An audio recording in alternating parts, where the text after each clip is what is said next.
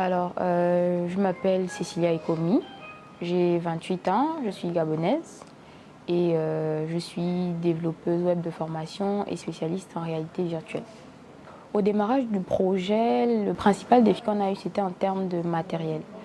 Donc, ce qu'il faut savoir, c'est que tout ce qui concerne la réalité virtuelle, pour l'instant, au niveau local, il faut commander le matériel et surtout le temps que ça vienne, ça a pris du temps.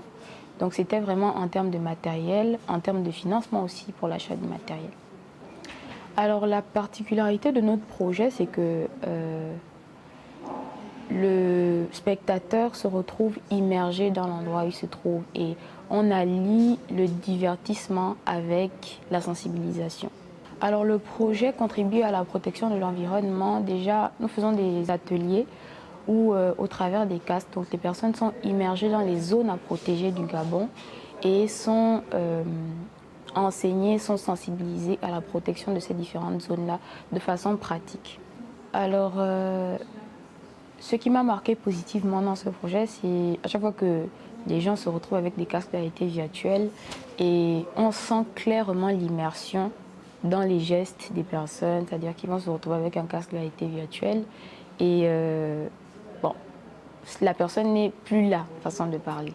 Donc c'est vraiment une façon de se dire qu'on a réussi le challenge d'immerger réellement la personne dans le contenu qu'on a fait. Alors, l'accompagnement de l'OIF contribue beaucoup sur notre projet parce que ça nous a aidé à revoir la façon dont on avait vu le projet. On a eu une vision un peu plus large et aussi on a pu structurer notre projet de la meilleure des manières.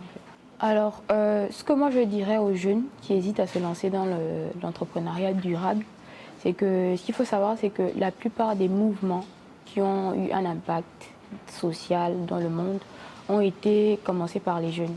Et si nous, on ne se lève pas pour changer les choses, c'est-à-dire pour bouger pour notre environnement, on risque de laisser un monde détruit aux prochaines générations. Si je devais résumer mon parcours, je dirais ne pas négliger les faibles commencements.